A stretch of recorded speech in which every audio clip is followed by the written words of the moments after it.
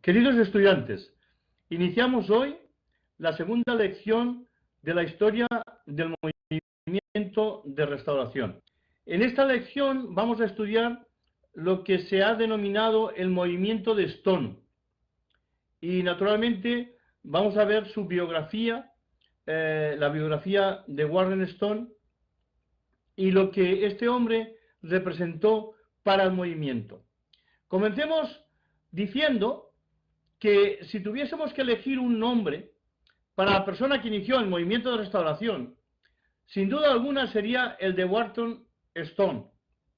Ahora, si tenemos que elegir dos, entonces serían Stone y Thomas Campbell. Claro que no debemos olvidar que O'Kelly, 10 años antes, ya había comenzado esa rama del movimiento, O'Kelly con la Iglesia cristiana y sus principios en la Biblia. Pero realmente se considera dentro de lo que es la historia del movimiento a Stone como el iniciador junto con Campbell, y los dos formaron esa base de desarrollo del movimiento de restauración. Barton Stone nació el 24 de diciembre de 1772, cerca de una pequeña comunidad de Port Tobacco, al sur del estado de Maryland. Muy temprano, desde muy pequeña edad, realmente a los 3 años, se produce la muerte de su padre, John Stone. Y en su autobiografía, Stone comenta: no recuerdo nada de mi padre. Cuando Stone cumplió 7 años, su madre, cuyo nombre de soltera era Mary Warren, se trasladó junto con toda la familia, muchos hijos y sirvientes, esclavos en aquel tiempo, a los bosques de Virginia, en el condado de Pensilvania, cerca del río Dan, concretamente a 80 millas al sur de Blue Mountain.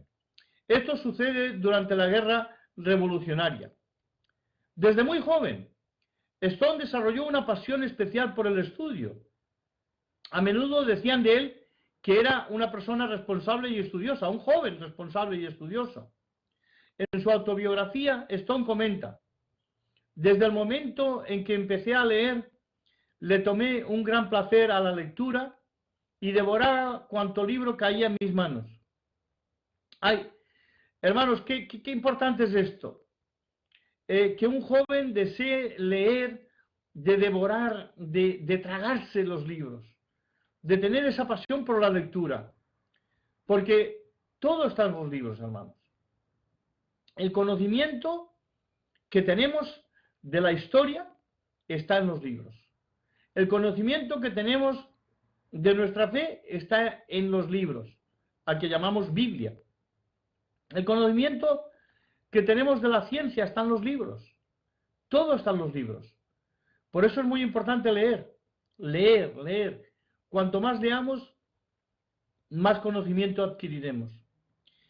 Y en ese tiempo, aunque la economía del hogar no era muy boyante, es decir, no tenían mucho dinerito, Stone tiene intención de prepararse a nivel universitario y espera convertirse en un abogado.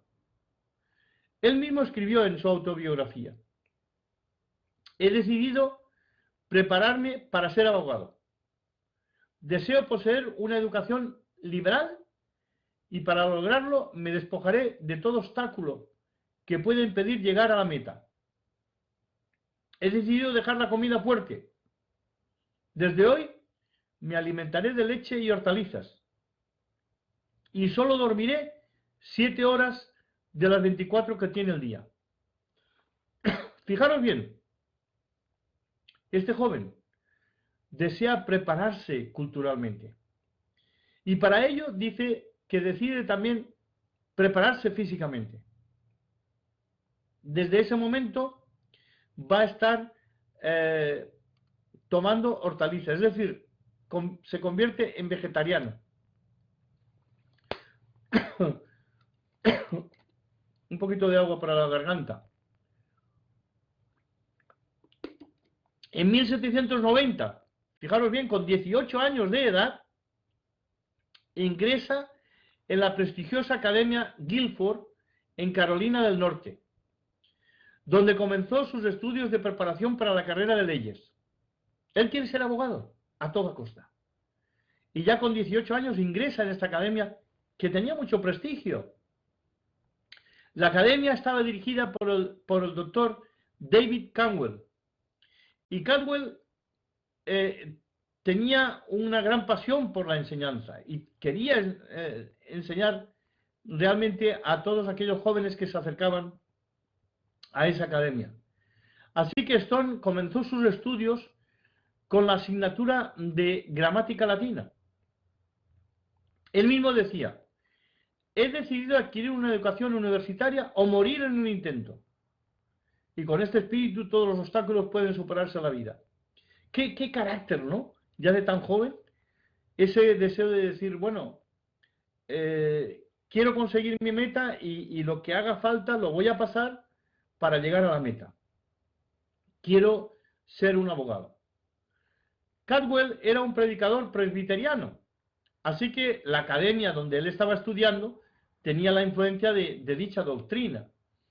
Durante su estancia, visitó la academia James McGrady, que era un prestigioso predicador presbiteriano de ese momento, y desarrolló una campaña de avivamiento durante la cual 30 estudiantes abrazaron la fe presbiteriana.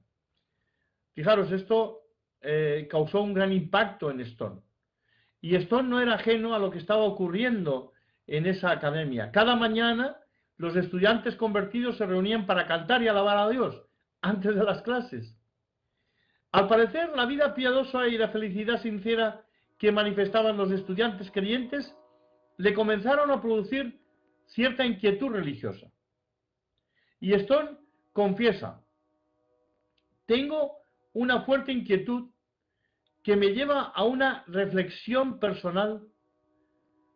Si bien intento por todos los medios trabajar para eliminar esos graves pensamientos, pues pienso que la religión impedirá el progreso en mi aprendizaje. Fijaros en ese momento qué mentalidad tiene Stone. Él cree que si entrega su vida al Señor, como han hecho esos 30 estudiantes, va a tener un conflicto. De alguna manera, la religión le va a impedir desarrollar su capacidad intelectual, le va a impedir hacer su proyecto personal y por lo tanto no quiere mezclarse con esos jóvenes. El énfasis calvinista de McGrady sobre la ira de Dios lo dejó como un convicto de pecado, pero sin esperanza de misericordia. Y esto realmente no le gustó a Stone, en el sentido de que era un mensaje duro, un mensaje fuerte, un mensaje que el pensamiento que le llevaba a la conciencia le impedía ser feliz, hasta el punto que comentó: ni he podido disfrutar de la compañía de los piadosos ni de los impíos. Estaba entre la espada y la pared. No le gustaba juntarse con los creyentes, pero tampoco le gustaba estar con los que no eran creyentes. En ese momento tiene intenciones de abandonar la academia para poder salir de la influencia negativa de lo que él llamaba de esa religión. Pero una reflexión más serena le lleva a permanecer estudiando. Durante mucho tiempo, quizá más de un año, Stone estuvo sufriendo un conflicto interno, una lucha entre su situación personal y su situación con Dios. Me imagino que estaría analizando su situación personal en relación a la palabra de Dios, en relación a sus estudios, una lucha fuerte. Pensaba que su conversión, si él decidiera unirse a ese grupo de jóvenes, arruinaría su futuro, deshonraría a la familia y perjudicaría su trabajo. Así que, estando en ese dilema y queriendo encontrar la paz para su alma y la seguridad de su salvación, una noche en el condado, delante de la mayoría de del pueblo, un joven predicador, desarrolló un gran mensaje que Stone nunca olvidaría. Este joven predicador se llamaba William Hawkes y pronunció un mensaje sobre Dios es amor. Fijaros bien qué diferencia del de McGrady, donde habla de la ira de Dios. Aquí este joven predicador habla del amor de Dios. Y eso es lo que debemos hacer, hermanos. Hablar del amor de Dios. Hablar de la misericordia de Dios. Hablar de la gracia de Dios. Hablar de todo que es positivo, que pueda dar al hombre y a la mujer una esperanza de vida. El mismo Stone comenta que con mucho entusiasmo este joven, con muchas lágrimas en sus ojos, habló del amor de Dios hacia los pecadores y lo que el amor de Dios había hecho con ellos. Y entonces él dice que en mi corazón sintió el fuego de ese amor y no puedo describir la inmensa alegría que sentía. Creo que era el poderoso trabajo del Espíritu Santo, que al igual que una descarga eléctrica, quería renovar mi alma y llevarla a Cristo. En ese momento Stone piensa que el Señor le está llamando y que ese mensaje de amor y de misericordia ha quebrado su corazón. ¿Y qué es lo que hace?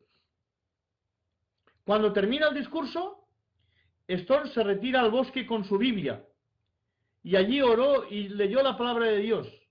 Entre la arboleda clamó a Dios por el perdón de sus pecados y sintió, según él, en lo más profundo de su alma, el perdón de Dios. Había llegado el día de la salvación. Desde ese momento quiso dedicar su vida al Señor. Debemos entender, hermanos, y situarnos en ese momento histórico de la vida de Stone. Él todavía no tiene claro el tema del bautismo. Él no tiene claro cómo es el plan de salvación. Lo que él siente en ese momento es una paz y una alegría de saber que el Señor Jesús ha muerto por él. Y luego más adelante va a ir creciendo en el conocimiento de la palabra y va a ir cambiando en su forma de pensar. Por eso tenemos que situarnos en el contexto histórico, de saber en ese momento lo que él siente, tener una mente amplia y saber que no todas las cosas son blancas o negras, sino que hay también colores. Igual que Apolo recibió un mensaje que no era el correcto y luego más adelante se le fue indicando el camino concreto, el camino correcto. Entonces, entendamos esa situación y no cerremos nuestra mente a comprender, a analizar y sobre todo a tener misericordia. Así que el tiempo en la academia transcurría sin novedad hasta que comenzaron a escasear los fondos, es decir, la beca que él tenía, el dinero que Stone tenía para seguir estudiando, se fue terminando y ya no había dinero para ropa ni para libros. Y tuvo momentos ya muy desesperados que quiso abandonar los estudios. Pero Caldwell le hizo desistir en sus pensamientos y le alentó a terminar, ofreciéndole pagar sus estudios más tarde. Hoy ocurre lo mismo, ¿no? Muchos jóvenes piden una beca para estudiar en la universidad o en el instituto y luego tienen que reponer ese dinero que les ha prestado el banco o alguna persona para que puedan seguir sus estudios. Después de finalizados esos estudios académicos, Stone le confesó al doctor Caldwell su intención de ser predicador del Evangelio, pero tenía dudas en relación a si su llamamiento era genuino de parte de Dios. Así que Caldwell le dijo que quitara esas dudas de su cabeza y se dedicara a la predicación del Evangelio. Así que, decidido a ser predicador presbiteriano, comenzó a prepararse para presentar su candidatura al presbiterio de Orange.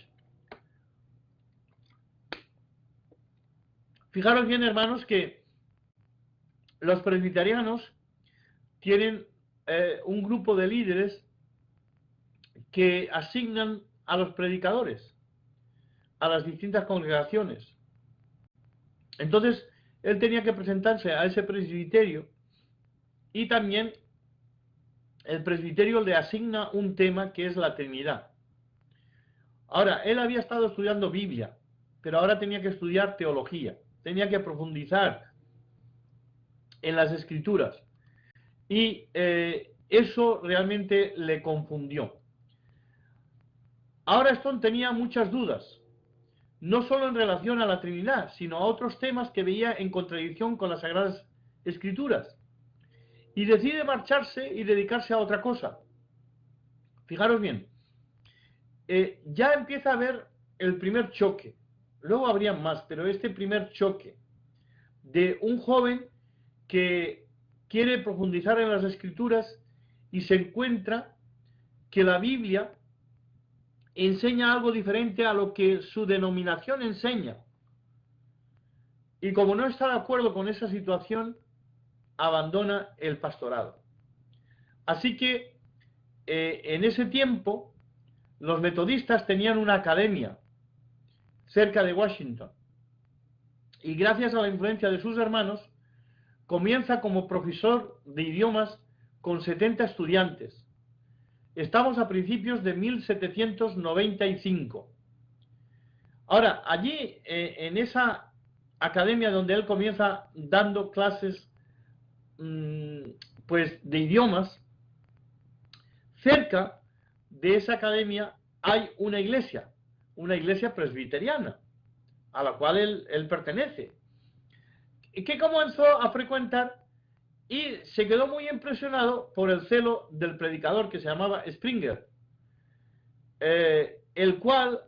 con el cual desarrolló una íntima amistad.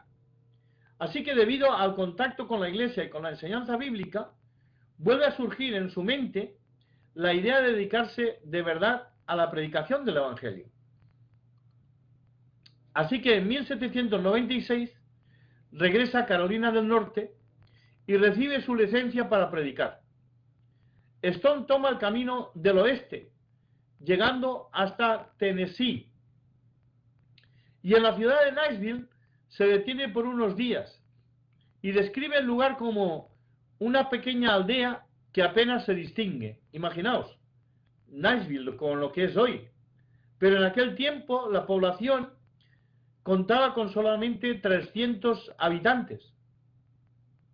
De allí se dirige al norte de Kentucky, donde comienza su ministerio de la predicación en dos iglesias presbiterianas pequeñas, Camp Ridge y Concord. En 1798, Stone fue llamado para ser ordenado oficialmente como predicador de la iglesia presbiteriana bajo la supervisión del presbiterio de Kentucky. Es decir, cada estado tenía su propio presbiterio y ellos organizaban las congregaciones. Pero para ser ordenado, la iglesia presbiteriana exige que sus pastores hagan una confesión de fe pública, la llamada fe de Westminster. Y Stone tenía dudas sobre dicha fe, pues algunos puntos no los creía de acuerdo a las Escrituras. Así que cuando llegó el momento del acto solemne, se le hizo la pregunta como parte del ceremonial de ordenación. Y Stone contestó: la acepto siempre cuando esté de acuerdo a la palabra de Dios. Así que desde ese momento, Stone fue reconocido oficialmente como un pastor de la iglesia presbiteriana. El 2 de julio de 1801, a la edad de 28 años, contrajo matrimonio en Virginia con Elizabeth Campbell e inmediatamente después regresó a Kentucky, donde había adquirido 10 hectáreas de terreno 5 millas al norte de Cambridge. Con esta esposa, Elizabeth, estuvieron casados durante 9 años. Tuvieron 4 hijas y al nacer el varón murió la madre y el niño. Así que Stone, después de unos meses, volvió a casarse más tarde con Celia Wilson, que le dio a luz 6 hijos, teniendo de ellos un total de 49 nietos, 2 de los cuales fueron compañeros de juegos del célebre escritor Mark Twain.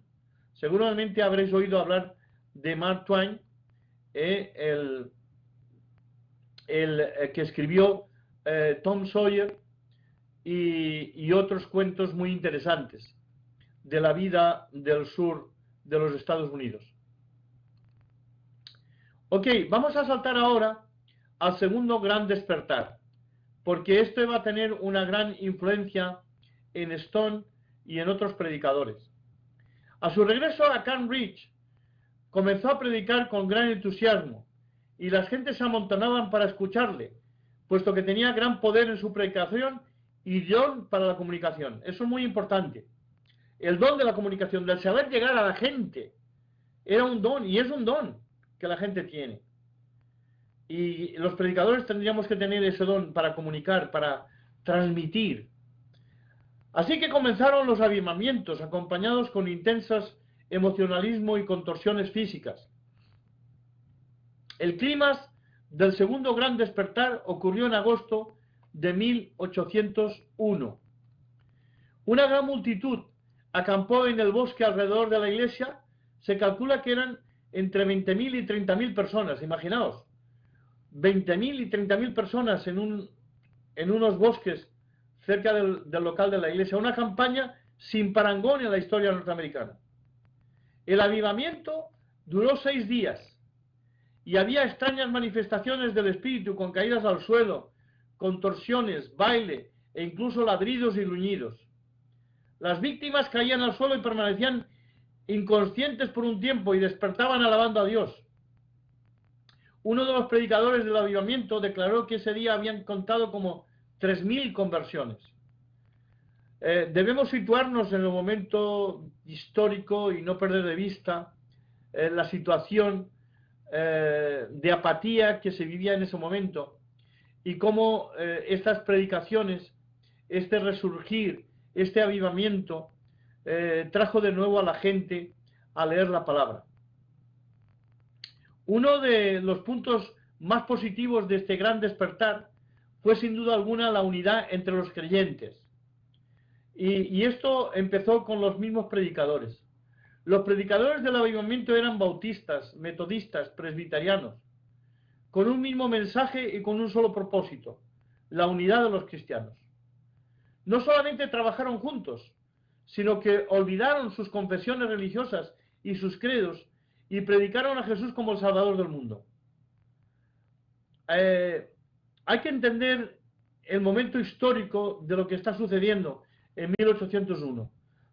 Han habido unos años de apatía religiosa, y ahora los predicadores de distintas denominaciones se unen para predicar un solo mensaje: el de la unidad entre los creyentes, en de que la Biblia es el libro, de que hay que volver a la Biblia, de que la Biblia es la palabra de Dios y que esa palabra de Dios es la que tiene el poder para convertir a los corazones. Algunos de los predicadores que participaron en este avivamiento estaban decididos a abandonar sus denominaciones, imaginaos, y promover la unidad de los creyentes alrededor de la palabra, sin tener ninguna denominación, alrededor de la palabra de Dios. Stone manifestó: todos unidos en oración, predican las mismas cosas y exhortan a obtener la salvación por medio de la fe y la obediencia a Jesucristo. Esto produjo un rechazo frontal y una fuerte oposición de la iglesia presbiteriana. En 1803, antes que el sínodo presbiteriano los expulsara, 5 predicadores presbiterianos renunciaron a su cargo: Robert Marshall, John Dalloway, John Thompson, Richard McNamara y Barton Stone. Los 5 predicadores presbiterianos crearon su propio sínodo presbiteriano con el nombre el Presbiterio de Springfield, y prepararon una apología de renuncia al sínodo de Kentucky, donde se argumenta que algunas enseñanzas de la confesión de la fe de Westminster eran contrarias a las Sagradas Escrituras. Ellos van a estar ahora escribiendo un documento para su denominación presbiteriana, para decirles que hay algunas enseñanzas que son contrarias a las Sagradas Escrituras. El presbiterio de Springfield duró muy poco. Realmente terminó a los 5 meses de su formación. Los 5 miembros llegaron a la conclusión de que no había autoridad bíblica que apoyara tal organización y decidieron terminar con ella. El documento anunciando la desaparición del presbiterio fue firmado el 28 de junio de 1804. Le llamaron la última voluntad y testamento del presbiterio de Springfield. Fijaros la historia, hermanos y hermanas. La historia es realmente fantástica. Unos hombres que se dan cuenta que la palabra de Dios tiene que ser la única fuente de conocimiento para dirigir nuestra fe, que se dan cuenta de que su denominación no está predicando la verdad del Evangelio, y deciden separarse, y ellos crean un movimiento, estos 5 predicadores, al que llaman el presbiterio de Springfield. Pero a los pocos meses, estudiando la palabra de Dios y siendo honestos consigo mismo, dicen, esto no es bíblico tampoco. Entonces tenemos que deshacer este presbiterio y guiarnos exclusivamente por la palabra de Dios. Así que el 28 de junio de 1804 firman este documento al que llaman la última voluntad y testamento del presbiterio de Springfield. Y dicen, en primer lugar, deseamos que este cuerpo muera. Fijaros bien, está hablando de ese presbiterio que habían creado meses antes. Que sea disuelto y se sumerja en unión con el cuerpo de Cristo en libertad. Porque no hay más que un cuerpo y un espíritu. Así como somos llamados a una esperanza de nuestro llamamiento. En segundo lugar, deseamos que nuestro nombre, distintivo con su título de reverendo, sea olvidado para que no haya más que un Señor sobre la herencia de Dios y su nombre sea solo uno. En tercer lugar, deseamos que nuestro poder de hacer leyes para el gobierno de la Iglesia y ejecutarlas por medio de la autoridad delegada cese siempre, a fin de que la gente pueda tener acceso libre a la Biblia y adoptar la ley del Espíritu de vida en Cristo Jesús. Fijaros qué mentalidad tan maravillosa cuando la luz del Espíritu te viene a la mente y al corazón y deciden abandonar su pensamiento para que el pensamiento sea controlado por la palabra de Dios. Ellos dicen que encuentran en la Biblia que solamente hay un cuerpo y un espíritu. Que los dirigentes no tienen que llevar nombres, títulos como reverendo, que solamente hay un Señor. Que desean que las iglesias se gobiernen, pero siempre bajo la luz de las Escrituras. En cuarto lugar, deseamos que los candidatos para el ministerio del Evangelio de aquí en adelante estudien las Sagradas Escrituras con ferviente oración y obtengan la licencia de Dios para predicar el sencillo Evangelio a través del Espíritu Santo, enviado del cielo, sin mezcla de filosofía, vanos engaños, tradiciones de hombres o rudimentos del mundo. Fijaros bien, ellos dicen, no se necesita que un presbiterio designe a los predicadores, sino que estudien las palabras de Dios y que obtengan de Dios la guía para predicar el Evangelio. También que ninguno a partir de ahora se apropie de este honor, sino quien sea llamado por Dios, como lo fue Aarón. En quinto lugar, fijaros, deseamos que la Iglesia de Cristo, fijaros, ya le ponen el nombre, ¿no? deseamos que la Iglesia de Cristo reasuma su derecho natural de gobierno interno, pruebe a sus candidatos para el ministerio, según su firmeza en la fe, conocimiento experimental de la religión, gravedad y actitud para enseñar, y que estos no admitan otra prueba de su autoridad, sino al propio Cristo cuando les habla. Deseamos que la Iglesia de Cristo mire con respeto al Señor de la cosecha, para que envíe trabajadores a sus mies, y que reasuma su dirección o su derecho original de probar a aquellos que dicen ser apóstoles y no lo son. En sexto lugar, deseamos que cada iglesia particular, como un cuerpo, estimulada por el mismo espíritu, fijaros bien, elija su propio predicador y le mantenga por medio de ofrendas voluntarias, sin un llamamiento escrito, legal o jurídico, que admita a miembros, deseche las ofensas y nunca más delegue su derecho de gobernar en ningún hombre o grupo de hombres cualquiera. Es decir, aquí parte la idea de la autonomía congregacional. No que un presbiterio te envíe el predicador que ellos han elegido, sino que la Iglesia, en su autoridad autónoma, puede elegir su propio predicador y con las ofrendas de los creyentes mantener a ese predicador. Y que no se admita que nadie gobierne a la Iglesia exteriormente fuera de la misma Iglesia, del mismo cuerpo. En séptimo lugar, deseamos que desde ahora la gente tome la Biblia como la única guía segura al cielo. Y si se sienten ofendidos por otros libros que traten de competir con la Biblia, que los arrojen al fuego, si así les parece.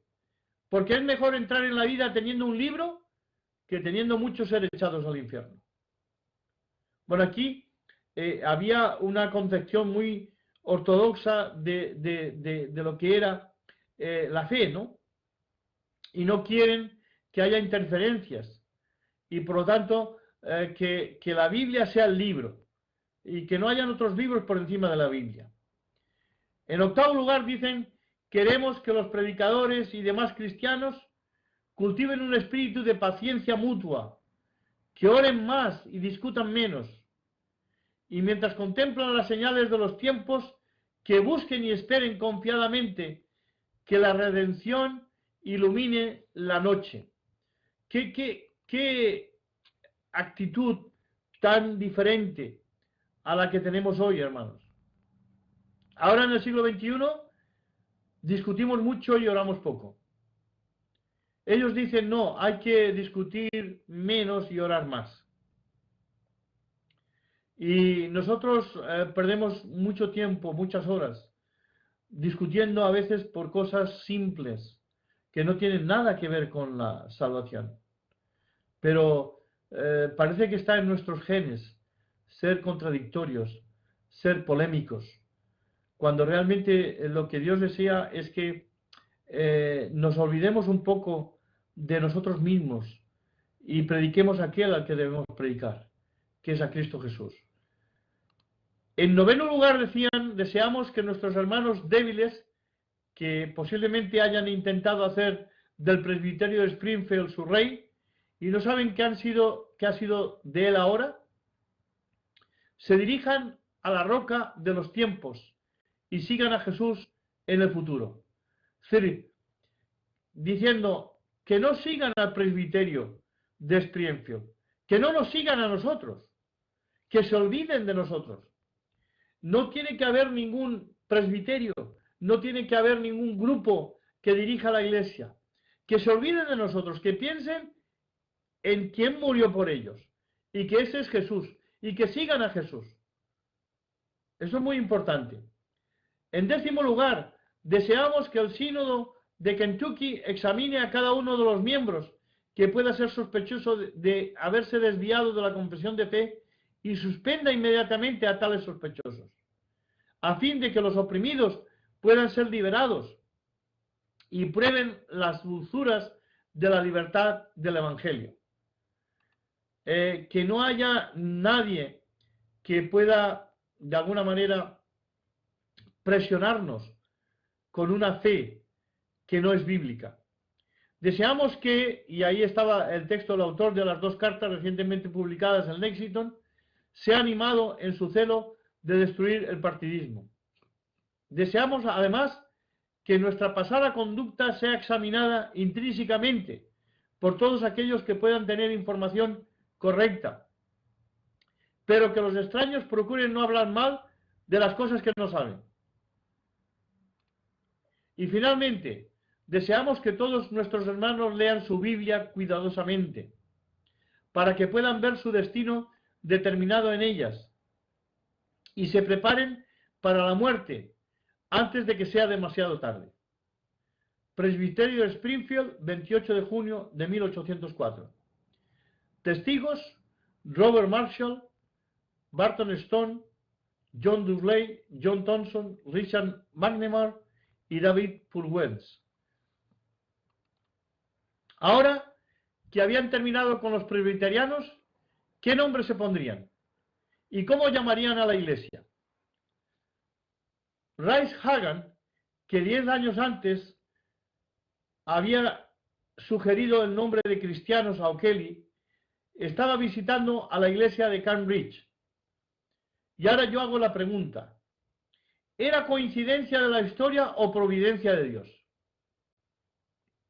Este Rice Hagan tuvo un papel importante, un personaje que no sabemos mucho de él, pero lo importante es que está en el momento que O'Kelly decide seguir las escrituras, y ahora 10 años después está también en la iglesia de Cambridge, donde estos hombres han decidido disolverse y seguir en base a las Sagradas Escrituras.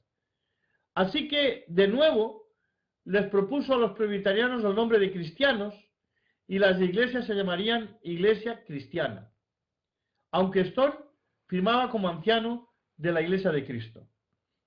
Antes de finalizar el año 1804, el movimiento de Stone contaba con 15 congregaciones, 7 en Ohio y 8 en Kentucky. Vamos a ver ahora brevemente el desarrollo de la Iglesia, primeros problemas y conceptos doctrinales. Ok, durante la primera década de su existencia, la Iglesia cristiana tuvo que afrontar diversos problemas.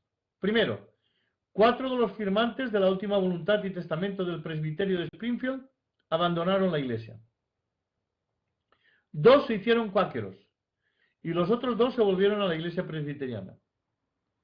Aunque esto fue un golpe muy duro, con todo no desalentó a Stone, que siguió trabajando para la restauración de la Iglesia. En 1807 surgió la pregunta sobre el bautismo en el movimiento de Stone. Después de estudiar el tema se decidió que el bautismo era por inmersión. Así que cuando quedó establecido que el bautismo era necesario y este era por inmersión, los predicadores se bautizaron unos a otros. Stone sumergió a David Purcell y Purviens sumergió a Rubén Dowley, y estos fueron los primeros predicadores que se unieron al movimiento después de que surgiera la Iglesia cristiana. En 1807, Stone contaba con 24 iglesias en 4 estados: Kentucky, Ohio, Indiana y Tennessee. Al año siguiente hubo una conferencia al aire libre donde acudió gran multitud de creyentes y 47 predicadores. Había una gran vitalidad en el movimiento. Muchos predicadores se unían con la idea de volver al cristianismo primitivo. Algunos de estos predicadores anteriormente habían estado asociados al movimiento de O'Kelly en Virginia y las Carolinas. Cuando llegaron al oeste y descubrieron que Stone estaba predicando los mismos principios básicos que ellos habían aceptado, se unieron a él. Y así las iglesias iban creciendo con vistas a la restauración de la iglesia primitiva.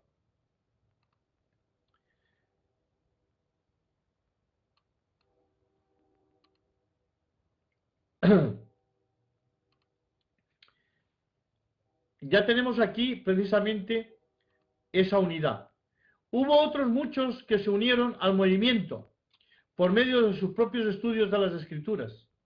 En los siguientes años, Stone trabajó de forma frenética en la preparación de predicadores.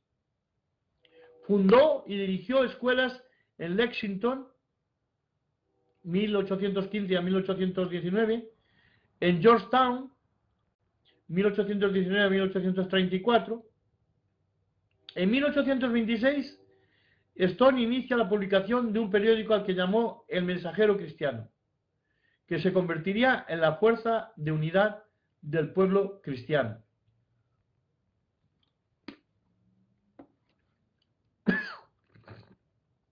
En 1832 es un año clave para el movimiento de restauración. Es el año de la unión. Pero esto, hermanos, es otra historia que contaremos en las próximas lecciones. Pero cabe destacar en este momento que cuando los dos movimientos se unen, el movimiento de Stone contaba con 10.000 miembros en Kentucky, 5.000 en Ohio y otros tantos en los estados de Tennessee, Alabama, Indiana, Illinois y Missouri. Así que, cuando estamos terminando esta segunda lección, podemos entender las características de Wharton Stone. Un hombre deseoso de conocimiento y que realmente profundizó en las Escrituras, en el conocimiento secular, y que tuvo una visión, la visión de restaurar la iglesia del Señor. Habían cantidad de denominaciones en aquellos años en este país, pero él decide abandonarlo todo, hasta su propia denominación, y comenzar un movimiento que esté basado en las Sagradas Escrituras, con nombres bíblicos, con doctrina del Nuevo Testamento. Y así comienza este movimiento tan maravilloso que en las próximas lecciones iremos desarrollando. Hasta aquí, muchas gracias por vuestra atención y seguir profundizando en el conocimiento de las Escrituras.